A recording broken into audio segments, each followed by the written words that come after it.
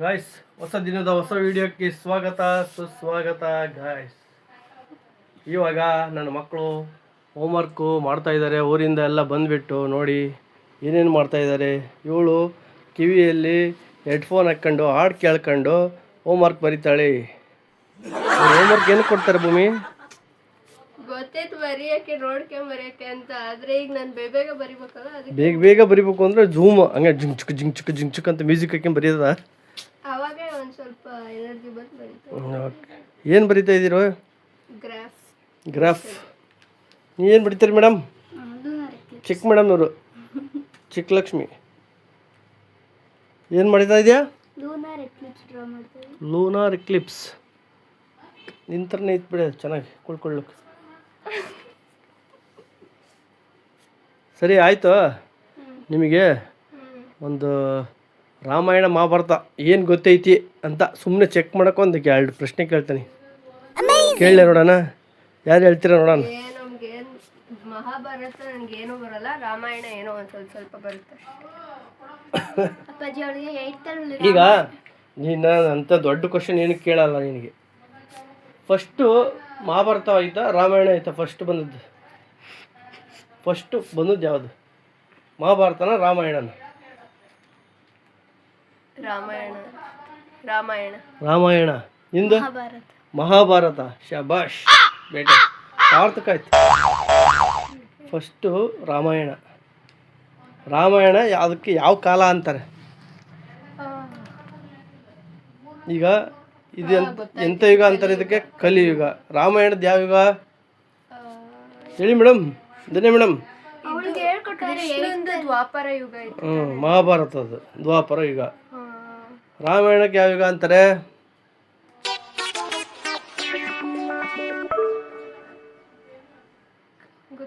ಗೊತ್ತಿಲ್ಲ. ಜೋರ ಮಾತಾಡೋ, ನಾನು ಏನು ಮೈಕ್ ಹಾಕಿಲ್ಲ. ಯಾವ್ಯಾವ ಯುಗ ಇದಾವೆ ಹೇಳು ಟೋಟಲ್? ಗೊತ್ತಾ ಹೋಗ್ಲಿ? ಸತ್ಯಯುಗ, ನಿತ್ಯಯುಗ. ಸತ್ಯಯುಗ ಇತ್ತು ತಾನೆ. ನಂಗೆ ಗೊತ್ತಿರೋದು ಕಲಿಯುಗ, ದ್ವಾಪರ ಯುಗ ಅಷ್ಟೇ.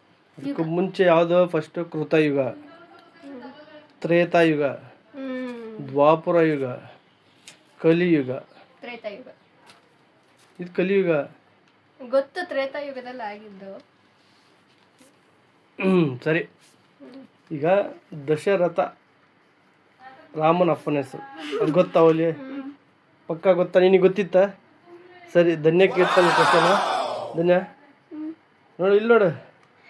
ಈಗ ದಶರಥ ಮಹಾರಾಜಗೆ ಎಷ್ಟು ಜನ ಹೆಂಡ್ತೀರಿದ್ರು? ನಂಬರ್ ಹೇಳಿದ್ರೆ ಸಾಕು. ನೀನು ಅಷ್ಟು ಗೊತ್ತಿಲ್ಲ? ನಾನು ಕೇಳಿದವ್ ನೆನ್ಪಿಟ್ಟು ಅಟ್ಲೀಸ್ಟ್ ಉತ್ತರ ಹೇಳಿದವನ. ನೀನು ಹೇಳೋದನ್ನೇ ಭೂಮಿ.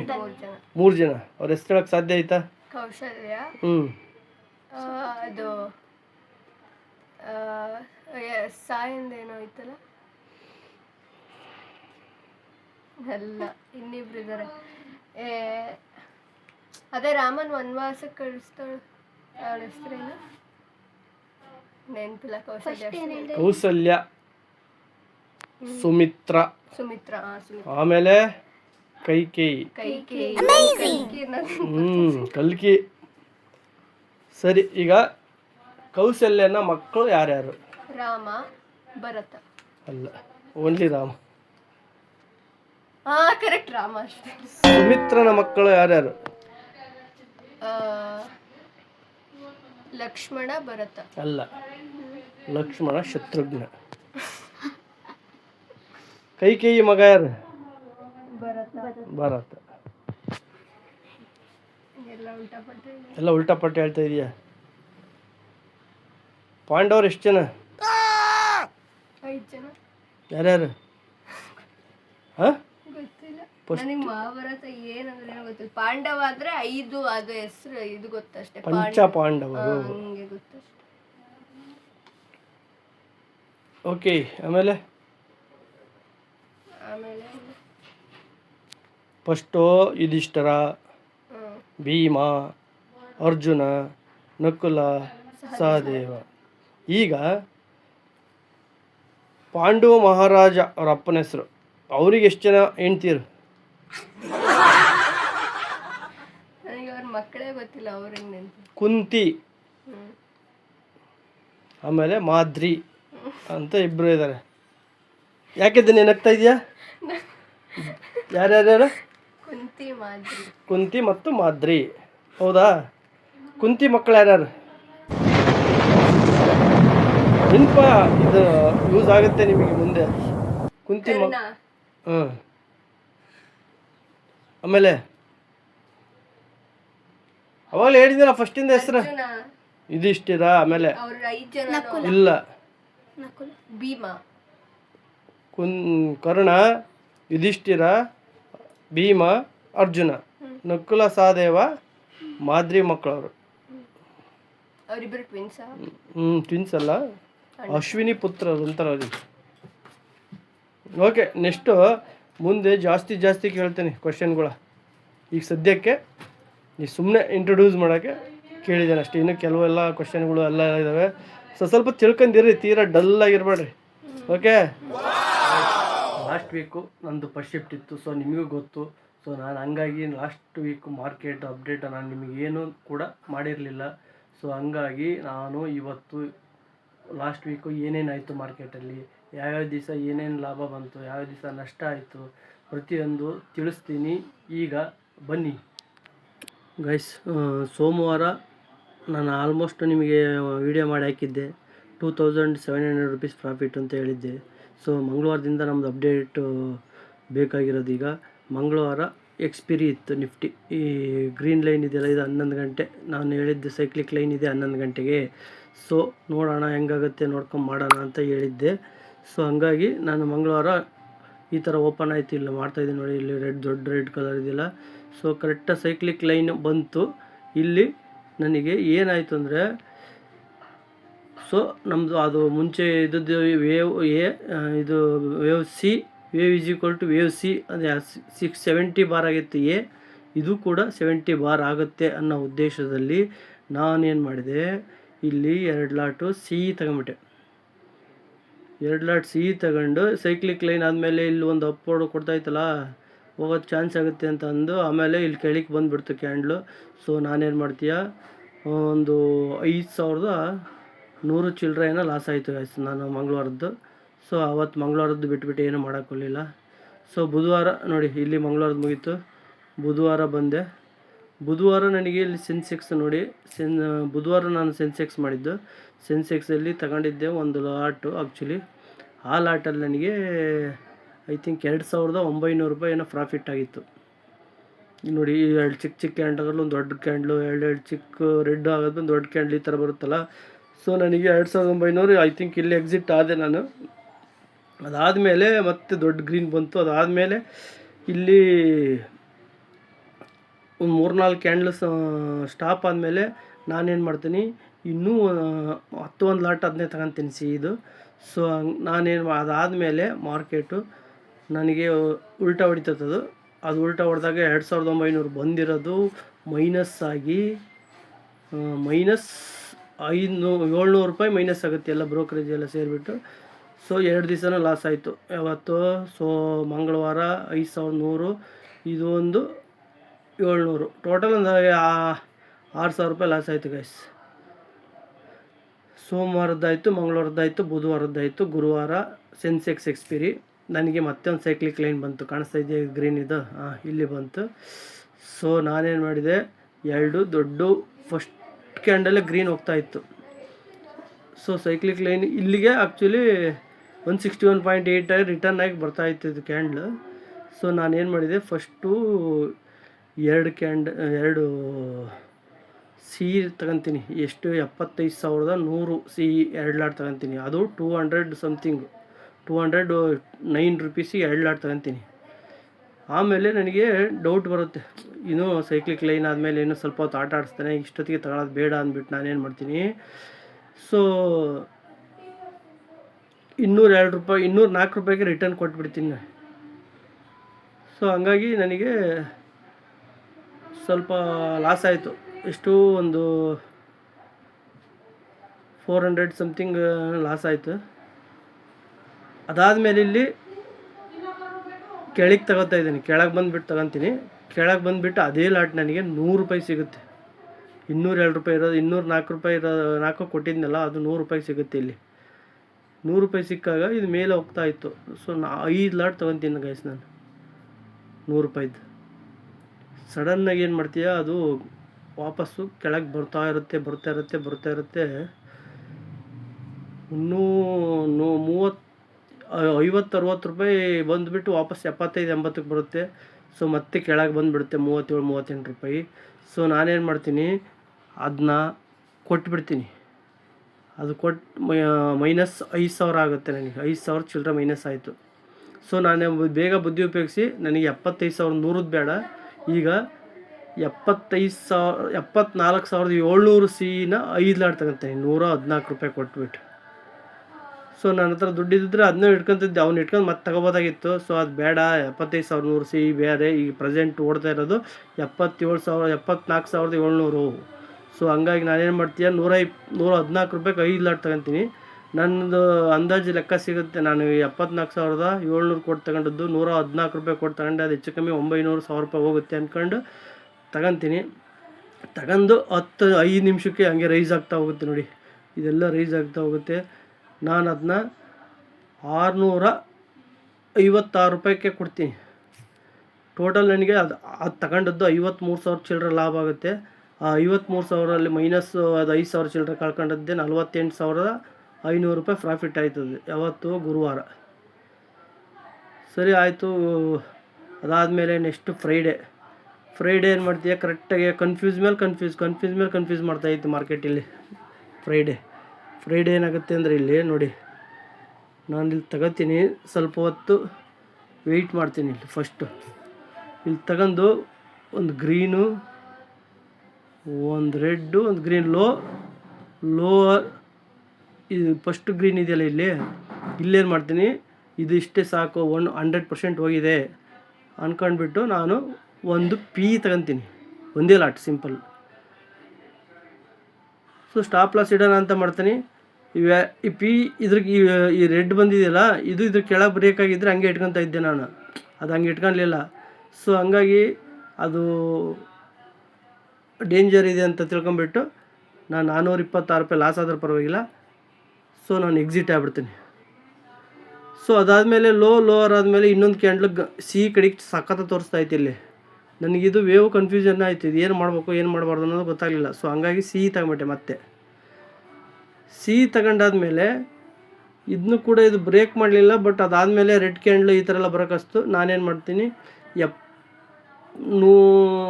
ಒಂದು 3 ಪಾಯಿಂಟ್ ಲಾಭ ಆಗುತ್ತೆ ಅಷ್ಟೇ, 130-140. ಸೊ ನಾನು ಮುಂಚೆ ತಗೊಂಡದ್ದು 400, ಅದು ಮೈನಸ್ ಮಾಡಿದರೆ 250 ರೂಪಾಯಿನ ಲಾಸ್ ಆಗಿತ್ತು ಅಷ್ಟೇ ನನಗೆ. ಸೊ ಇದಾದಮೇಲೆ ತಕ್ಷಣ ಒಂದು ರೆಡ್ ಕ್ಯಾಂಡಲ್ ಬರುತ್ತಲ್ವ, ಇದೇನು ಬರ್ದದ್ದಂಕ್ಲಿ ನನಗೆ ಗೊತ್ತಾಯಿತು, ಇದೇ ಲಾಸ್ಟ್ ಕ್ಯಾಂಡಲ್ಲು. ಅದು ನಾನು ತಗೊಂಡಿದ್ನೆಲ್ಲ 152 ರೂಪಾಯಿ ಕೊಟ್ಟು ತಗೊಂಡಿದ್ನಲ್ಲ ಅದೇ ಪಿ 147 ರೂಪಾಯಿಗೆ 44 ರೂಪಾಯಿ ತಗೊತೀನಿ. ಜಲ್ದಿ ಸಿಕ್ಬಿಡುತ್ತೆ. ಒಂದು 2,600-700 ರೂಪಾಯಿ, 2,660 ರೂಪಾಯಿನ ಲಾಭ ಆಗುತ್ತೆ. ಸೊ ಎಕ್ಸಿಟ್ ಆಗ್ತೀನಿ.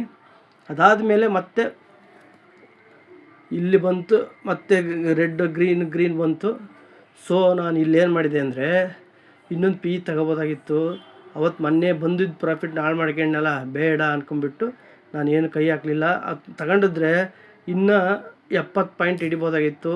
70 ಅಂದರೆ 742, ಒಂದು 5,000 ರೂಪಾಯಿ ಹೆಚ್ಚು ಕಮ್ಮಿ, 4,500 ರೂಪಾಯಿ ಬರ್ತಾಯಿತ್ತು. ಸೊ ಇಷ್ಟೇ ಕತೆ ಗುರು ಈ ವಾರದ್ದು. ಮಂಡೇದು ಏನೇನಾಗುತ್ತೆ ಅಂತ ನೋಡೋಣ ಆಮೇಲೆ. ಈಗ ಟೋಟಲ್ ಲೆಕ್ಕ ಹಾಕೊಳ್ಳಿ. ಪ್ರಾಫಿಟ್ಟು ಮಂಡೇ 2,700, ಟ್ಯೂಸ್ಡೇ 5,000, ಈ 2 ಸೇರಿ 6,000 ಮೈನಸ್ ಮಾಡಿ. ಟ್ಯೂಸ್ಡೇ ವೆಡ್ನೆಸ್ಡೇ ಫಸ್ಟ್ ಪ್ರಾಫಿಟದ್ದು ಲೆಕ್ಕ ಹಾಕಿ 48.5, 2,700, 48.5, 2.5 ಅಂತಲೇ ಇಟ್ಕೊಳ್ಳಿ. 48.5, 51 ಫ್ರೈಡೇ 2.5, 53,500 ಪ್ರಾಫಿಟ್ಟು. 6,000 ಮೈನಸ್ ಮಾಡಿ 47,500 ರೂಪಾಯಿ ಈ ವೀಕಲ್ಲಿ ಪ್ರಾಫಿಟ್ ಆಗಿದೆ ಗೈಸ್ ನನಗೆ ಟೋಟಲ್ಲು. ಲಾಸ್ಟ್ ವೀಕು ಒಂದು 45,000 ಹೆಚ್ಚು ಕಮ್ಮಿ ಮೇಲೇ ಆಗಿದೆ, 45,000 ಮೇಲೆ ಆಗಿದೆ ಲಾಸ್ಟ್ ವೀಕು.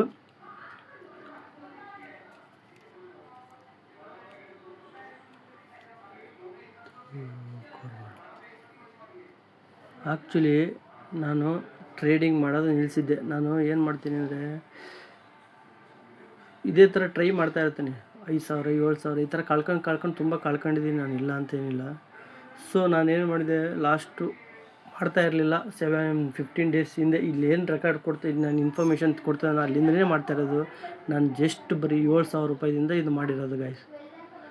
ಬರೀ 7,000 ರೂಪಾಯಿ ಹಾಕ್ಬಿಟ್ಟು ನನ್ನ ಮಗಳ ಫೀಸ್ ಕಟ್ಟೋದಿತ್ತು ಬ್ಯಾಲೆನ್ಸ್. ನೋಡೋಣ, ಟ್ರೈ ಮಾಡೋಣ, ಯಾಕೆ ಚಾನ್ಸ್ ಇದೆ ಅಂದ್ಕೊಂಬಿಟ್ಟು ಸ್ಟಾರ್ಟ್ ಮಾಡಿದೆ. ಸೊ ಅದು ನನಗೆ ಈ ಥರ ಮುಂದುವರ್ತ ಅನುಕೂಲ ಆಯಿತು. ಸೊ ನಾನೀಗ ಮಕ್ಕಳ ಫೀಸು ಅದು ಕಟ್ಟೋಕ್ಕೆ ಏನು ತೊಂದರೆ ಇಲ್ಲ, ಅವೆಲ್ಲ ಫಸ್ಟ್ ಕ್ಲಿಯರ್ ಮಾಡ್ಕೊಂಬಿಡ್ತೀನಿ. ನೆಕ್ಸ್ಟು ಇದೇ ಥರ ನಾನು ಸೆಕೆಂಡ್ ಶಿಫ್ಟ್ ಇದೆ. ಈಗ ಟೋಟಲ್ಲು 7,000 ರೂಪಾಯಿ, ಅದನ್ನ ಹೇಳ್ಬಿಡ್ತೀನಿ. ಟೋಟಲ್ 7,000 ರೂಪಾಯಿಂದ ಅಬೌವ್ 90,000 ರೂಪಾಯಿ ಬಂದಿದೆ ನನಗೆ ಇಲ್ಲಿ 15 ಡೇಸಲ್ಲಿ. ಇದೇ ಥರ ನಾನು ಎಲ್ಲಿವರೆಗೂ ನೋಡೋಣ ನಷ್ಟ ಆಗುತ್ತೋ ಏನಾಗುತ್ತೋ ಅಂತ ನಿಮಗೆ ಪ್ರತಿಯೊಂದು ತಿಳಿಸ್ತೀನಿ. ಸೆಕೆಂಡ್ ಶಿಫ್ಟ್ ಇತ್ತು ಅಂದರೆ ನಾನಂತೂ ನಿಮಗೆ ಖಂಡಿತ ವೀಡಿಯೋ ಮಾಡಿ ಹಾಕೋಕ್ಕೆ ಚಾನ್ಸ್ ಇರುತ್ತೆ, ನೀಟೆಲ್ಲಾಗಿ ಹೇಳ್ಕಿಂತ. ಬಟ್ ಇದೇ ನಿಮಗೆ ಬೋರ್ ಆಗ್ತಾಯಿದ್ರೆ ದಯವಿಟ್ಟು ಕಾಮೆಂಟ್ ಮಾಡಿ, ಈ ಥರದ್ದು ಹಾಕ್ಬೇಡಿ ಅಂತ. ನಿಮಗೆ ಮಾಹಿತಿ ಇದು ಸಿಗುತ್ತೆ, ಬಟ್ ಯಾರು ಕೂಡ ಟ್ರೇಡ್ ಮಾಡೋಕ್ಕೆ ಹೋಗ್ಬಾರ್ದು. ಇಂಥವೆಲ್ಲ ಸುಮ್ಮನೆ ಹಾಕಿ ನಾವು ಮಾಡ್ತೇವೆ ಅಂತ ಮಾಡೋಕ್ಕೆ ಹೋಗ್ಬಾರ್ದು. ಇದು ತಿಳ್ಕೊಂಡ್ರೆ ತುಂಬ ದುಡ್ಡಿದೆ ಮಾರ್ಕೆಟಲ್ಲಿ. ತಗೊಳ್ಳೋ ಕೆಪಾಸಿಟಿ ತಗೊಳ್ಳೋಕ್ಕೆ ಅಂತ ಬಂದು ಎಲ್ಲರೂ ದುಡ್ಡು ಹಾಕ್ಬಿಟ್ಟು ಹೋಗ್ತಾರೆ ಅವ್ರವ್ರ ದುಡ್ಡು. ಸೊ ಹಂಗಾಗಿ ಅಷ್ಟು ಈಸಿ ಅಲ್ಲ ಇದು. ಇದನ್ನೆಲ್ಲ ನಾವು ಗೈಡೆನ್ಸ್ ಕೊಡೋಕ್ಕಾಗಲ್ಲ. ಮಾರ್ಕೆಟ್ ತಗೊಳ್ರಿ, ಬೈ ಮಾಡಿರಿ ಅಂತ ಯಾವ ಕಾರಣಕ್ಕೂ ನಾನು ಅದನ್ನ ಹೇಳ್ತಾಯಿಲ್ಲ. ಇದು ಓನ್ಲಿ ಫಾರ್ ನಾನು ಏನು ಮಾಡ್ತಾಯಿದ್ದೀನಿ, ಈ ಮಾರ್ಕೆಟಲ್ಲಿ ಕಳ್ಕೊತಾ ಇದ್ದಾನೋ ದುಡ್ಕೊತಾ ಇದ್ದಾನೋ ನೋಡಿ ಅನ್ನೋ ಉದ್ದೇಶಕ್ಕೆ ಅಷ್ಟೇ ಆಗ್ತಾರೆ ಇದು. ನಾನು ಅದಕ್ಕೆ ಲೈವ್ ಮಾರ್ಕೆಟಿಂದ ಯಾವುದೇ ಇದು ಮಾಡ್ತಾಯಿಲ್ಲ. ನಾನು ಏನೇನು ಟ್ರೇಡ್ ಮಾಡಿದೆ ಅದ್ರ ಬಗ್ಗೆ ಮಾತ್ರ ಹೇಳ್ತಿದ್ದೆ ನಿಮಗೆ. ಯಾವುದೇ ಕಾರಣಕ್ಕೂ ತಿಳಿದೇನೆ ಮಾರ್ಕೆಟಿಗೆ ಹೋಗಲೇಬೇಡಿ ದಯವಿಟ್ಟು. ಭಯಂಕರ ಡೇಂಜರ್ ಇರುತ್ತೆ.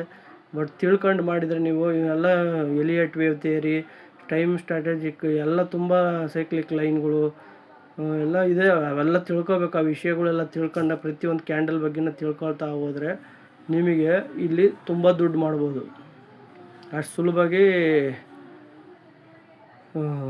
ಹಂಗೆ ನಾನು ಮಾಡ್ತಾನಿಂದ ಬಂದು ದುಡ್ಡು ಕಳ್ಕೊಳಕ್ಕಾಗಲ್ಲ. ಸೇಡು ಅದೆಲ್ಲ ಬರ್ತೈತಿ. ಇದು ಒಂಥರ ಒಂದು ಪಟ್ಟು ಮೈನಸ್ ಆಯ್ತು ಅಂದರೆ ಇದು ಮೈಂಡು ಕಾನ್ಸಂಟ್ರೇಷನ್ ಇಟ್ಕೋಬೇಕು. ಯಾವುದೇ ಪ್ಯಾಟರ್ನು ಯಾವುದೇ ಇದ್ದರೂ ಕೂಡ ಬರೀ 15% ಅಷ್ಟೇ ವರ್ಕ್ ಆಗೋದು. ಅದು ಇನ್ನು ಉಳಿದಿರೋದು ನಿಮ್ಮದು ಸೈಕಾಲಜಿ. ನೀವು ಹೆಂಗಿರ್ತೀರ, ಹೆಂಗೆ ಬಿಹೇವ್ ಮಾಡ್ತೀರಾ, ಮಾರ್ಕೆಟ್ ದುಡ್ಡು ಕಳ್ಕೊಂಡಾಗ ಹೆಂಗಿರ್ತೀರ, ದುಡ್ಡು ಪ್ರಾಫಿಟ್ ಮಾಡ್ಕೊಂಡಾಗ ಹೆಂಗಿರ್ತೀರ, ನಿಮ್ಮ ಸೈಕಾಲಜಿ ಮೇಲೆ ಹೋಗುತ್ತದು. ಅದೇ ಕಾರಣಕ್ಕೂ ಅದೇ ಮೈನ್ ಸೈಕಾಲಜಿ ಬೆಳೆಸ್ಕೋಬೇಕು. ಇದರಲ್ಲಿ ಮೈನ್ ನಮ್ಮದು ಯಾವ ಥರ ಇರ್ತೀವಿ ನಾವು, ಮೈಂಡ್ ಸೆಟ್ಗಳು ಹೆಂಗೆ ಇಟ್ಕೋಬೇಕು, ಈಗ ನಾವು ಯಾವಾಗ ಎಂಟ್ರಿ ಆಗಬೇಕು, ಯಾವಾಗ ಎಕ್ಸಿಟ್ ಆಗಬೇಕು, ಭಯ ಇಲ್ದೇ ಟ್ರೇಡ್ ಮಾಡಬೇಕು ಅಂದರೆ ನಮಗೆ ಬೇಕಾಗಿರೋದು ಯಾವಾಗ ಎಂಟ್ರಿ ಯಾವಾಗ ಎಕ್ಸಿಟ್ಟು, ಅದು ಎರಡು ಗೊತ್ತಾಯಿತು ಅಂದರೆ ಮಾತ್ರ ಏನು ಹೆದರಿಕಿಲ್ದಂಗೆ ದುಡ್ಡು ಮಾಡ್ಬೋದು. ಮೇಯ್ನ್ ಬೇಕಾಗಿರೋದು ಭಯ ಭೀತರಾಗಿ ಟ್ರೇಡ್ ಮಾಡೋ ಅಂತ ಕಲಿಯೋ ಸ್ಕಿಲ್ ಕಲ್ತ್ಕೋಬೇಕು.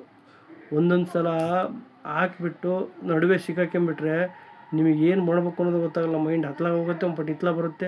ಇದೇ ಥರ ಮಾಡಿ ದುಡ್ಡು ಕಳ್ಕೊತಾರೆ. ಸೊ ಹಂಗಾಗಿ ನಾವು ಆದಷ್ಟು ನಮ್ಮ ಸೈಕಾಲಜಿ ಬೆಳೆಸ್ಕೊಳೋದು ಕಲ್ತ್ಕೋಬೇಕು. ಯಾವ ಕಾರಣಕ್ಕೂ ಟ್ರೇಡ್ ಮಾಡೋಕ್ಕೆ ಹೋಗಬಾರ್ದು. ಫಸ್ಟು ನೀವು ಏನೇ ಇದ್ದರೂ ಕಲ್ತ್ಕೊಂಬಿಟ್ಟು ಆಮೇಲೆ ನೋಡಿ. ನಾಳೆದು ಬಗ್ಗೆ ಈಗ ನೋಡೋಣ ಏನೇನು ಆಕತಿ ಏನೇನು ಅಂತ ಎಲ್ಲ ತಿಳಿಸ್ತಾನೆ. ನಾಳೆ ಬಗ್ಗೆ ನನ್ನ ಪ್ಲ್ಯಾನ್ ಏನೈತಿ ಅಂತ ನಾನು ಹೇಳ್ತೀನಿ. ನೋಡೋಣ ಯಾವ ವೇವಲ್ಲಿ ಹೋಗುತ್ತೆ ಅಂತ ನೋಡೋಣ ಗೈಸ್. ನಾನು ಮಂಡೇ ಬಂದುಬಿಟ್ಟು ಇಲ್ಲಿ ನೋಡಿ, ಇಲ್ಲಿಂದ ಅಪ್ ಹೋಗಿ ಇಲ್ಲಿ ಕೆಳಗೆ ಬಂದು ಮತ್ತೆ ಇಲ್ಲಿ ಮೇಲೆ ಬಂದು ಮತ್ತೆ ಇಲ್ಲಿ ಕೆಳಗೆ ಬಂದಿದೆ. ಇಲ್ಲಿ ABC ಅಂತ ಕನ್ಸಿಡರ್ ಮಾಡ್ಕೊಳ್ಳೋಣ ಇದನ್ನ. ಸೊ A = 161.8 ಬಂದೇ ಹೋಗಿರೋದು ಇದು. ಆ್ಯಕ್ಚುಲಿ ಇದು ಸಾರಿ 161.8 ಬಂದಿಲ್ಲ, 100% ಬಂದಿದೆ. A = C ಆಗಿದೆ ಕರೆಕ್ಟಾಗಿ ಇಲ್ಲಿ. ಸೊ ನಾವು ಏನು ಮಾಡೋಣ ಅಂದರೆ ಈಗ ಈ B ವೇವ್ ಮೇಲೆ ಹೋಯ್ತು 790 ಮೇಲೆ 800 ಮೇಲೆ ರನ್ ಆಗ್ತಾ ಇತ್ತು ಅಂದರೆ ನಾವು ಪಾಸಿಟಿವ್ ಮೈಂಡ್ಸೆಟ್ ಇಟ್ಕೊಂಡು ಮೇಲೇ ಓಡಬೇಕು. ಏಕೆ ಅಂದರೆ ನಮಗೆ 127% ಐತಲ್ಲ, 23,996 ಇಲ್ಲ ಅಂದರೆ 1.618 24,195 ಅದು ನಮ್ಮ ಟಾರ್ಗೆಟ್ ಆಯ್ತದೆ. ಬೈ ಚಾನ್ಸ್ ಅದು ಕೆಳಗೆ ಬಂತು ಅಂದರೆ ನಾವು ಸ್ವಲ್ಪ ಯೋಚನೆ ಮಾಡಬೇಕಾಗುತ್ತೆ. ಯಾಕೆ ಅಂದರೆ ಅದು ಡೈಲಿ ಕ್ಯಾಂಡ್ಲ್ ವೇವು. ಅದು ನೋಡೋಣ, ಡೈಲಿ ಕ್ಯಾಂಡ್ಲ್ ಹಾಕ್ಬಿಟ್ಟು ತೋರಿಸ್ತೀನಿ ನಿಮಗೆ ಏನಾಗಿದೆ ಅಂತ. ನೋಡಿ ಗೈಸ್, ಈ ಲಾಸ್ಟ್ 3 ಕ್ಯಾಂಡ್ಲ್ ಅಪ್ಪ ಇದೆ ನೋಡಿ. ಲೋವರ್ ಓಕೆ, ಇದು ಲೋ ಆಗಿದೆ, ಇದ್ರ ಕೆಳಗೆ ಇದು ಲೋವರ್ ಆಗಿದೆ. ಇದೇನು ಇದಕ್ಕಂತ ಮೇಲೆ ಐ ಕ್ಯಾಂಡ್ಲು ಕ್ಲೋಸ್ ಆಗಿದೆ, ಇದು ಪಾಸಿಟಿವ್ ಸೈನ್. ಓಕೆ, ಇವಾಗ ನೆಕ್ಸ್ಟ್ ಅದ್ರ ಕ್ಯಾಂಡಲ್ ಏನಾಗಿದೆ, ಸೊ ನಮಗೆ ರೆಡ್ ಕ್ಯಾಂಡಲ್ ಬಂದಿದೆ. ಡೈಲಿ ಕ್ಯಾಂಡಲ್ನ ಹೇಳ್ತಾ ಇರೋದು ಈಗ. ಸೊ ಈಗ ನಮಗೀಗ ರೆಡ್ ಕ್ಯಾಂಡಲ್ ಬಂದಿದೆಯಲ್ಲ, ಈ ರೆಡ್ ಕ್ಯಾಂಡ್ಲು 23,610. ಸೊ ಇದನ್ನು ಬ್ರೇಕ್ ಮಾಡ್ತು ಅಂದರೆ 23,610ನ ನಾವು ಸ್ವಲ್ಪ ಹೊತ್ತು ವೆಯ್ಟ್ ಮಾಡಬೇಕಾಗುತ್ತೆ. ಇದು ವೇವ್ 4 ಅಥವಾ ವೇವ್ 2ನ ಅಂತ ಕನ್ಸಿಡರ್ ಮಾಡಬೇಕಾಯ್ತದೆ, ಅಥವಾ ದೊಡ್ಡದು ಲಾಂಗ್ ಸಿ ಇರೋ ಸಾಧ್ಯತೆ ಇರುತ್ತೆ ಕೆಳಗೆ ಬೀಳೋದ್ರಲ್ಲಿ, ಅದ್ರ ಮೇಲೆ ಡಿಪೆಂಡ್ ಆಗ್ತೀನಿ. ಬೈ ಚಾನ್ಸ್ ಇದು 23,800 ಮೇಲೇ ಕನ್ಸಿಡರ್ ಮಾಡ್ಕೊಬೋದು ನಾವು. ಈ ಕ್ಯಾಂಡಲ್ 23,777, ಇದು 23,840. 3 ಕ್ಯಾಂಡಲ್ ಸ್ಟಿಕ್ ರೂಲ್ ಪ್ರಕಾರ ಇದ್ರ ಕೆಳಗೆ ಏನಾರ ಬಂತು ಅಂದರೆ ನಮಗೆ ಭಯ ಆಯ್ತದೆ. ಭಯ ಅನ್ನೋದಕ್ಕಂತ ಏನಾಗುತ್ತಂತ ಸ್ವಲ್ಪ ಕ್ಯೂರಿಯಾಸಿಟಿ ಕಾಯಬೇಕಾಗತ್ತೆ ಮತ್ತೆ ನಾವು. ಸೊ ಹಂಗಾಗಿ ನಾವು ಏನಿದ್ರು ಇದ್ರ ಮೇಲೆ ಐತಾ ಪಾಸಿಟಿವ್ ಟ್ರೆಂಡ್ ಇದ್ದರೆ ನಾನು ಅಂದ್ಕೊಂಡಂಗೆ ಹೋಗ್ತಾಯಿತ್ತು. ABC ಆಯಿತು, ಸೊ ಮೇಲೆ ಹೋಗುತ್ತೆ ನಮ್ಮದು 127 ಇಲ್ಲ 100%, ಇಲ್ಲ 127% ಇಲ್ಲ 161.8% ಅನ್ನೋ ಲೆಕ್ಕ ಇಟ್ಕೊಂಡ್ಬಿಟ್ಟು ನಾವು ಮಾಡಬೇಕಾಗತ್ತೆ. ಇಲ್ಲ ಅಂದರೆ ವೆಯ್ಟ್ ಮಾಡೋಣ. ಯಾವುದು ಸಿಗದೇ ಇದ್ದರೆ ಕನ್ಫ್ಯೂಸ್ ಆಯಿತು ಅಂದರೆ ಏನು ಮಾಡೋಕ್ಕೆ ಹೋಗೋಲ್ಲ. ಸೊ ಹಂಗಾಗಿ ವೆಯ್ಟ್ ಮಾಡೋಣ. ಇಲ್ಲ ಅಂದರೆ ಒಂದು ಯಾವ್ದಾರ ಒಂದು 1,000 ರೂಪಾಯಿ 2,000 ರೂಪಾಯಿ ರಿಸ್ಕ್ ತೊಗೊಂಡು ಒಂದು ಯಾವ್ದಾರ ಎಂಟ್ರಿ ಆಗೋಣ. ಓಕೆ ಗೈಸ್, ನಾನು ಇವತ್ತಿಂದೆಲ್ಲ ಡೀಟೇಲ್ ಹೇಳಿದ್ದೀನಿ ನಿಮಗೆ. ಸೊ ಮಂಡೇ ನೋಡೋಣ, ಆದರೆ ನಿಮಗೆಲ್ಲ ಕ್ಲಿಯರ್ವಾಗಿ ತಿಳಿಸ್ಕೊಡ್ತೀನಿ. ಯಾಕೆ ಅಂದರೆ ನಮ್ಮ ಸೈಕ್ಲಿಕ್ ಲೈನ್ಗೆ ನಾಳೆಗೆ ಈ 3:15 ಮುಗಿದೋಗ್ಬಿಟ್ಟಿದೆ. ಅದು ನಾಳೆ ಬೆಳಗ್ಗೆ ಬರ್ತಿದ್ದಕ್ಕಲೇ ರೈಸ್ ಆಗಬೇಕು, ಗ್ಯಾಪ್ ಅಪ್ಪರೇ ಆಗ್ಬೇಕು ಅಟ್ಲೀಸ್ಟು. ಓಕೆ ಗಾಯ್ಸ್, ನೋಡೋಣ. ಇದೇ ಥರ ಸಪೋರ್ಟ್ ಮಾಡ್ತೀರಿ, ನಿಮಗೆಲ್ಲ ಅಪ್ಡೇಟ್ ಮಾಡ್ತಾಯಿರ್ತೀನಿ. ಏನೇ ಲಾಸ್ ಆದರೂ, ನಷ್ಟ ಆದರೂ ಅಥವಾ ಲಾಭ ಆದರೂ ನಿಮಗೆ ಇನ್ಫಾರ್ಮೇಷನ್ ಮಾಡ್ತೀನಿ. ಬಟ್ ಕೆಲವು ಟೈಮಲ್ಲಿ ಕಂಪ್ನಿಯಲ್ಲಿದ್ದಾಗ ಅವೆಲ್ಲ ಡೀಟೇಲ್ ತಿಳಿಸೋಕ್ಕಾಗಲ್ಲ. ನೋಡೋಣ, ಫ್ರೀ ಇದ್ದರೆ ಖಂಡಿತ ಮಾಡ್ತೀನಿ, ಇಲ್ಲಾಂದರೆ ವಾರಕ್ಕೆ 1 ಟೈಮ್ ಫುಲ್ ಅಪ್ಡೇಟಾರು ಕೊಡ್ತೀನಿ ಏನಾಯಿತು ಅಂತ. Okay guys, bye guys.